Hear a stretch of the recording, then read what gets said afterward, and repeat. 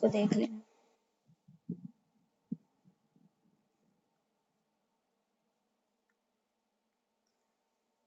अच्छा, और बाकी हम लोग अब इस यहाँ से कंटिन्यू करते हैं नेक्स्ट। ठीक है, इंसुलिन के हम लोग क्या पढ़ रहे थे, इफेक्ट्स पढ़ रहे थे हम लोग इंसुलिन के इफेक्ट्स जो हैं वो कहता है कि almost on every tissue of the body इसके इफेक्ट्स होते हैं। ठीक है, और क्या है कि ये अपने जाहिर सी बात है रिसेप्टर के जरिए से एक्ट करेगा। इंसुलिन जब हम बाहर से दे रहे हैं तो ये एक ड्रग के तौर पर ही एक्ट कर रहा होता है, ये अपने रिसेप्टर्स के ऊपर जाकर बाइंड करता है। इसका रिसेप्टर क्या होता है ये आपने पढ़ा हुआ है ऑलरेडी कि transmembrane tyrosine kinase receptor होता है इसका। ठीक है, फॉस्फोराइलेशन होती है इस रिसेप्टर की पहले, और फिर वो वेरियस जो इंट्रासेलुलर प्रोटीन्स होती हैं उनकी फॉस्फोराइलेशन करता है, और फिर फर्दर इसका इंसुलिन का एक्शन प्रोड्यूस होता है। ठीक है, इफेक्ट्स इसके क्या क्या हैं, इफेक्ट्स देखें, जैसे कि उन्होंने कहा कि वेरियस टिश्यूज के ऊपर रिएक्ट करता है, almost all tissues of the body के ऊपर एक्ट करता है, जिसमें हमारे पास लीवर आ जाता है, स्केलेटल मसल और एडिपोज टिश्यू आ जाता है। ठीक है, आप इसको सेल से याद कर लें, लेस से याद कर लें, LAS जैसे भी है, लीवर, एडिपोज टिश्यू और स्केलेटल मसल्स, 3 टिश्यूज के ऊपर इसका इफेक्ट होता है। कौन कौन से 3 टिश्यूज है, मतलब और टिश्यूज पे भी होता है, लेकिन मेनली जो आपकी बुक में इफेक्ट्स उन्होंने बताया वो ये है। इंसुलिन जो है, आपको ये बातें सारी ऑब्वियस हैं। ठीक है, थोड़ा सा अगर आप सोच के भी लिख लें ना तो बुक वाली बातों के अलावा आप खुद से भी लिख सकते हैं कि लीवर के अंदर ये क्या काम करता होगा। जब भी हमारी बॉडी में इंसुलिन आता है तो रिलीज होता है, या हम बाहर से ड्रग दे रहे हैं तो वो हम हाइपरग्लाइसीमिया की कंडीशन में दे रहे हैं। हमने वो सारे मैकेनिज्म्स लिखने हैं जो कि इंसुलिन के लेवल को प्लाज्मा में कम कर दें और डिफरेंट टिश्यूज में हमने इसकी स्टोरेज को बढ़ा देना है। जैसे लीवर के अंदर हमने स्टोरेज ऑफ ग्लूकोज को बढ़ा देना है, और ये ग्लूकोज स्टोर कैसे हो रही होती है, in the form of glycogen store हो रही होती है। ठीक है, क्या होता है कि GLUT2 जो ग्लूकोज ट्रांसपोर्टर मॉलिक्यूल है, इस ट्रांसपोर्टर का नाम आपने याद रखना है। ठीक है, ये सेल प्लाज्मा मेम्ब्रेन्स के अंदर इसकी इंसर्शन हो जाती है। जब इसकी इंसर्शन होती है तो उसके रिजल्ट में ये ग्लूकोज को सेल्स के अंदर ज़्यादा लेकर आता है और उनको ग्लाइकोजन की फॉर्म में ज़्यादा स्टोर कराता है।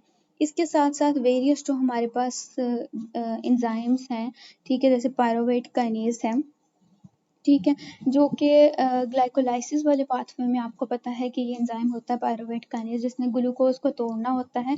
ठीक है, तो वो ग्लूकोज को तोड़ने वाले वेरियस जो हमारे पास एंजाइम्स हैं, जैसे पायरोवेट काइनेज है, फॉस्फोफ्रक्टोकाइनेज है, ये भी थर्ड स्टेप ऑफ ग्लाइकोलाइसिस में यूज हो रहा होता है, ग्लूकोकाइनेज है। ठीक है, सुप्रेशन ऑफ सेवरल अदर एंजाइम्स। ठीक है, और इसके अलावा क्या है कि ये इन सारे एंजाइम्स की सिंथेसिस करा देता है, इसके साथ साथ कुछ और एंजाइम्स की सुप्रेशन भी कराता है। Insulin also decreases protein catabolism, और ये प्रोटीन की कैटाबॉलिज्म को भी रोक देता है, प्रोटीन को भी टूटने नहीं देता। ठीक है, तो लीवर के अंदर वो सारे प्रोसेसेस जिससे ग्लूकोज की स्टोरेज बढ़ रही है, ठीक है, वो सारे प्रोसेसेस को आपने इन्हेंस कर देना है। फिर स्केलेटल मसल्स आ जाते हैं कि यहाँ पर भी ग्लूकोज से ग्लाइकोजन बनाया जा रहा है। ठीक है, और प्रोटीन की सिंथेसिस यहाँ पर प्रमोट हो रही है। देखिए, लीवर में भी प्रोटीन की सिंथेसिस हो रही थी, क्योंकि आपको पता है कि जब हमारे पास ग्लूकोज जो है वो नहीं बचता, ठीक है, ग्लूकोज नहीं होता, तो हम लोग नॉन कार्बोहाइड्रेट प्रिकर्सर से भी हमारी बॉडी जो है वो ग्लूकोज बनाना शुरू कर देती है बॉडी के अंदर। ठीक है, जैसे कि हमारे पास क्या है कि ग्लूकोनियोजेनेसिस का प्रोसेस है, जिसमें नॉन कार्बोहाइड्रेट प्रिकर्सर्स को यूज करके जो है वो हम लोग एनर्जी प्रोड्यूस कर रहे होते हैं, और नॉन कार्बोहाइड्रेट प्रिकर्सर्स में वेरियस अमाइनो एसिड्स भी शामिल होते हैं। तो हमने क्या करना है कि ऑलरेडी एक तो ग्लूकोज हमारी बॉडी में ज़्यादा है, हमने उसको कम करना है, साथ ही ग्लूकोनियोजेनेसिस का जो प्रोसेस है इन शॉर्ट हमने उसको भी स्टॉप कराना है, कि जो वेरियस नॉन कार्बोहाइड्रेट प्रिकर्सर्स जो हैं वो यूज़ हो रहे हैं उनको भी कम कराना है। उनमें एक अमाइनो एसिड्स भी थे, तो अगर जो है वो हमारे पास वो या प्रोटीन टूटती नहीं है, इट मीन्स कि वो अमाइनो एसिड्स में कन्वर्ट नहीं हो रही। ठीक है, तो प्रोटीन की कैटाबॉलिज्म को रोकना है या प्रोटीन की सिंथेसिस को बढ़ाना है। लेकिन स्केलेटल मसल में ट्रांसपोर्टर हमारे पास GLUT4 ट्रांसपोर्टर होता है, जिसकी इंसर्शन हो जाती है प्लाज्मा सेल मेम्ब्रेन्स के अंदर। एडिपोज टिश्यू के अंदर भी यही है कि यहाँ पर भी यहाँ पर भी GLUT4 ट्रांसपोर्टर्स हैं, ग्लूकोज के ट्रांसपोर्ट को बढ़ाते हैं। ठीक है, और इसके अलावा ट्राइग्लिसराइड की स्टोरेज भी यहाँ पर इंक्रीज होनी है, यानी कोई भी किसी भी चीज़ की ब्रेक डाउन नहीं होनी। देखा जाए तो हमारे पास ये एक एनाबॉलिक हार्मोन है इंसुलिन, ठीक है, not a catabolic hormone. Catabolic hormone होता तो ये ये सारी चीज़ों को तोड़ देता, ग्लूकोज को भी तोड़ता, ये प्रोटीन्स को भी तोड़ता, लिपिड्स को भी तोड़ता, लेकिन आपने देखा है कि इसने किसी चीज़ की ब्रेक डाउन नहीं करा है, बल्कि हर चीज़ की सिंथेसिस को, चाहे वो प्रोटीन्स हो, चाहे वो लिपिड्स हो, चाहे वो ग्लूकोज का ग्लाइकोजन में कन्वर्ट होना, हर चीज़ की सिंथेसिस को ही इसने हर जगह पर प्रमोट किया है। ठीक है, उसके बाद है इंसुलिन प्रिपरेशन। इंसुलिन प्रिपरेशन आपको मैं पढ़ाती हूँ, लिपिन से ही पढ़ लेते हैं।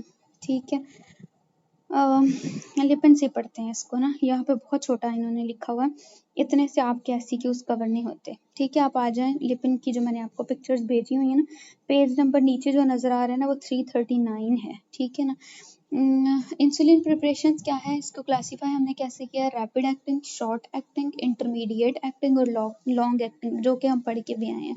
ठीक है, आप इसको रैपिड, इंटरमीडिएट, शॉर्ट और लॉन्ग एक्टिंग, ठीक है, रिसल, राइसल जैसे भी आप इसको याद रखना है। ठीक है, वरना भूल जाता है कि शॉर्ट एक्टिंग, अगर आप इसको तरतीब से याद रखें ना, रैपिड, इंटरमीडिएट, शॉर्ट, लॉन्ग, तो इनके अंदर जो वेरियस ड्रग्स आ रही हैं उनको याद रखना आपके लिए आसान होगा। ऊपर नीचे हो गया ऐसे याद तो रह जाएगा, एक शॉर्ट है, एक लॉन्ग है, एक इंटरमीडिएट है। ठीक है, लेकिन ऊपर नीचे करके याद करेंगे तो आपको वो सीक्वेंस में जैसे ड्रग्स लिखे हैं ना वो याद थोड़े से रखना मुश्किल होंगे, और जब आप सीक्वेंस में ड्रग्स को नहीं याद रखते तो फिर जो है वो मतलब पेपर में तो वैसे बंदा बहुत पैनिक हुआ होता है तो समझ नहीं आती, इसलिए बेहतर है कि आप सीक्वेंस में ही याद रखें, सीक्वेंस में ही उसको जो है वो बार बार रिवाइज करें। ठीक है ना। अच्छा देखें, अब हमारे पास रैपिड एक्टिंग और शॉर्ट एक्टिंग इंसुलिन प्रिपरेशंस में क्या है, 4 प्रिपरेशंस इस कैटेगरी में फॉल करती हैं। एक रेगुलर इंसुलिन है, लिस्प्रो, एस्पार्ट, ग्लूलिसिन है। ठीक है, और रेगुलर इंसुलिन की वो बात कर रहा है। ठीक है, अगर आप क्लासिफिकेशन में भी देखें दोबारा तो हमने जो ये पढ़ी थी, शॉर्ट एक्टिंग पढ़ी थी, एक मिनट, क्लासिफिकेशन को भी अगर आप दोबारा देखना चाहें तो शॉर्ट एक्टिंग में हमने क्या पढ़ी थी, रेगुलर इंसुलिन पढ़ी थी। ठीक है, और रैपिड एक्टिंग में हमने क्या पढ़ी थी, इनहेल्ड रेगुलर नाम से पढ़ी थी। ठीक है, तो अब यहाँ पर वो बात कर रहा है रेगुलर इंसुलिन की, जो कि हमारे पास शॉर्ट एक्टिंग है। ठीक है, उसके बारे में वो क्या कहता है कि रेगुलर इंसुलिन शॉर्ट एक्टिंग है, सॉल्युबल भी है। ठीक है, इसको क्रिस्टलाइन जिंक इंसुलिन भी कहा जाता है, जबकि लिस्प्रो, एस्पार्ट, ग्लूलिसिन ये सारी रैपिड एक्टिंग इंसुलिन्स हैं। ठीक है, अच्छा अब इसके अलावा वो क्या कहता है कि जो हमने कहा कि इंसुलिन जो है वो एक पॉलीपेप्टाइड की फॉर्म में प्रेजेंट होती है, ये वेरियस जो है वो हमारे पास पेप्टाइड से मिलकर बनी हुई है। पेप्टाइड्स में हमारे पास क्या होते हैं, अमाइनो एसिड्स ही होते हैं।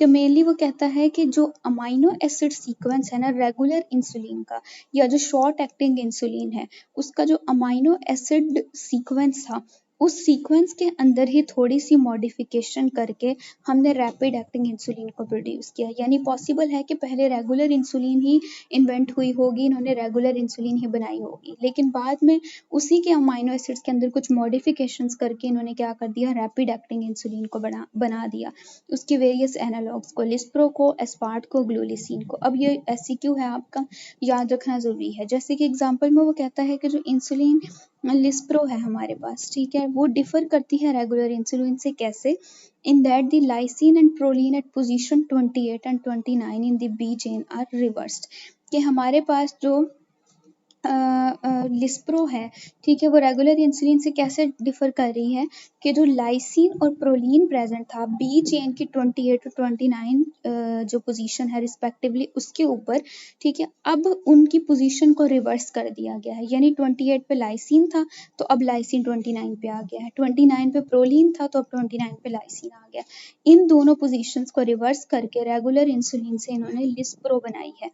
ठीक है, उसके बाद आ जाता है lispro. Yes, lispro, this modification results in, इस मॉडिफिकेशन का फायदा क्या हुआ, इसकी वजह से एब्जॉर्प्शन बढ़ गई।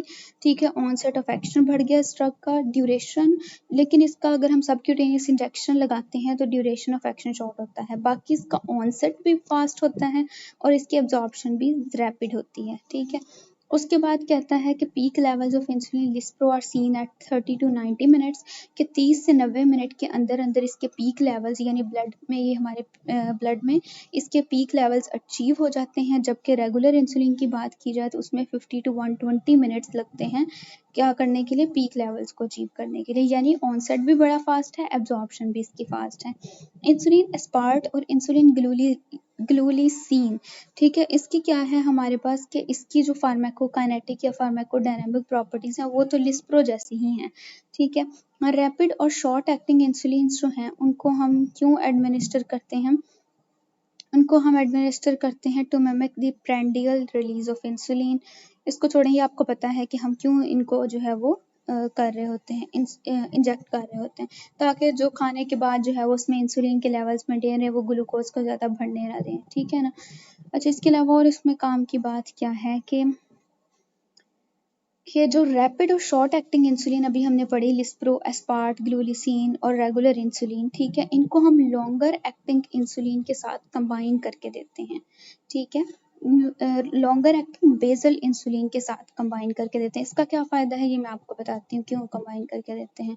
उसके बाद आ जाता है कि जो रेगुलर इंसुलिन है उसे हमें खाने से 30 मिनट पहले इंजेक्ट करना पड़ता है। अगर एक बंदे ने खाना खाना है तो 30 मिनट पहले उसे रेगुलर इंसुलिन इंजेक्ट करनी पड़ेगी, क्योंकि मैंने आपको बताया कि इसको पीक लेवल्स तक पहुंचने के लिए 50 से 120 मिनट चाहिए होते हैं, ठीक है। तो खाने के फ़ौरन बाद आपको पता है पर्सन में ग्लूकोज का लेवल बढ़ जाता है, हाइपरग्लाइसीमिया वाली कंडीशन आ जाती है, तो हमें इंसुलिन देनी होती है खाने से आधा घंटा पहले। लेकिन क्या है, रैपिड एक्टिंग इंसुलिन को सिर्फ हम 15 मिनट, खाना खाने से 15 मिनट पहले जो है वो इंजेक्ट करते हैं, ठीक है। क्या करते हैं कि ठीक है कि खाना खाने के, आप यूं भी कह सकते हैं कि खाना खाने के बाद आप शुरू कर देते हैं खाना खाना, उसके बाद 15 से 20 मिनट के अंदर अंदर भी आप इंजेक्ट कर सकते हैं। क्यों? क्योंकि इसका रैपिड एक्शन है, 30 मिनट के अंदर अंदर ही इसने अपने पीक लेवल्स पर पहुंच जाना होता है, ठीक है। और बाकी ये है कि रेगुलर इंसुलिन को तब यूज़ किया जाता है जब आईवी रूट नीडेड हो, ठीक है। और रैपिड एक्टिंग इंसुलिन को हम लोग इंसुलिन पंप्स के ज़रिए से भी जो है वो यूज़ कर सकते हैं। फिर आ जाता है इंटरमीडिएट एक्टिंग इंसुलिन, जिसमें एनपीएच हमने पढ़ा था, न्यूट्रल प्रोटामीन हेस्टोन इंसुलिन। ये इंटरमीडिएट एक्टिंग इंसुलिन है, ठीक है। और इसमें क्या है कि इस अगर रेगुलर इंसुलिन जो थी उसके अंदर हम लोग जिंक और प्रोटामीन को ऐड कर दें, ठीक है। रेगुलर इंसुलिन का नाम हमने क्या कहा था, क्रिस्टलाइन जिंक इंसुलिन। अगर उसमें हम जिंक और प्रोटामीन को ऐड कर दें तो न्यूट्रल प्रोटामीन हेस्टोन या एनपीएच इंसुलिन बन जाती है, ठीक है। दूसरा नाम इसका याद रखने की सब ज़रूरत नहीं है, ठीक है। और उसके बाद वो कहता है टाइप 1 टाइप 2 डायबिटीज़ दोनों पर्सन्स के अंदर ही इसको यूज़ कर लिया जाता है बेसल कंट्रोल के लिए, ठीक है। मतलब ये नहीं है कि आप अगर पोस्ट प्रेंडियल लेवल्स को कंट्रोल करने के लिए नहीं होता, बल्कि ये फास्टिंग के दौरान जो है वो ग्लूकोज के लेवल्स को कंट्रोल करने के लिए होता है, ठीक है। और इसको आईवी कभी भी नहीं देते, ये बात इंपॉर्टेंट है, इसको हम सबक्यूटेनियसली दे देते हैं, ठीक है। और बस उसके बाद लॉन्ग एक्टिंग इंसुलिन प्रिपरेशन है जिसमें ग्लार्जीन आ जाता है हमारे पास, ठीक है।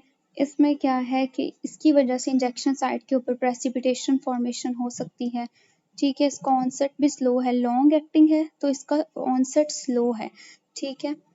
और इसके अलावा ये है कि ये पीक लेवल तक यूजुअली नहीं पहुंचते इसके लेवल्स ब्लड के अंदर, ठीक है। और इसमें क्या है कि इंसुलिन डेक्टमीर जो होता है उसमें उसके पास एक फैटी एसिड साइड चेन भी होती है, ठीक है, जिसकी वजह से ये एल्ब्यूमिन के साथ एसोसिएट कर सकता है, ठीक है। बस ये 2-4 बातें थी जो आपको यहाँ से जो है वो करनी चाहिए, ठीक है। बाकी आप उधर ही आ जाएं, हम दोबारा उसको रीड कर लेते हैं, ठीक है। ये जो मेनली आपको मैंने रैपिड एक्टिंग इंसुलिन वाली बात बताई ना, जो उसमें आपने याद रखनी है, ज़्यादा परेशान होने वाली बात नहीं, थोड़ा सा कंफ्यूजिंग ज़रूर लिखा है लेकिन आप इसको 1-2 बारी पढ़ेंगे तो हो जाएगा। लेकिन मेन जो इसमें बात याद रखने वाली है ना, वो सिर्फ आपने ये एससीक्यू के लिए याद रखनी है कि जो रेगुलर इंसुलिन थी ये पहले बनाई गई थी, फिर उसके बाद जब जो हमारे पास रैपिड एक्टिंग इंसुलिन की वेरियस फॉर्म्स हैं, लिस्प्रो, एस्पार्ट और क्या नाम था उसका, ग्लूलिसीन वगैरह, ठीक है। इन सब को कैसे बनाया गया, रेगुलर इंसुलिन के वेरियस अमाइनो एसिड के जो सीक्वेंसेस हैं उनके अंदर डिफरेंट मॉडिफिकेशंस करके इन इंसुलिन को बनाया गया। फ़ायदा ये है कि रेगुलर इंसुलिन जो है वो हमें अगर दोनों यूज़ तो पोस्ट प्रेंडियल ग्लूकोज लेवल्स को कम करने के लिए ही की जाती हैं, लेकिन फ़ायदा ये है कि रेगुलर इंसुलिन जो है वो हमें उसको पीक लेवल अचीव करने में 50 to 120 मिनट्स लग जाते हैं, और जो रैपिड एक्टिंग है उनको सिर्फ आधा घंटा लगता है, ठीक है। इसलिए हमें खाने से आधा घंटा पहले देना पड़ता है रेगुलर इंसुलिन को, रैपिड एक्टिंग वाले को हम लोग खाना खाने के बाद भी 15-20 मिनट के अंदर अंदर, यानी उस ड्यूरेशन में भी उसको दे सकते हैं, ठीक है। अच्छा, उसके बाद अगर आप बाकी चीज़ें जो हैं वो आप बेशक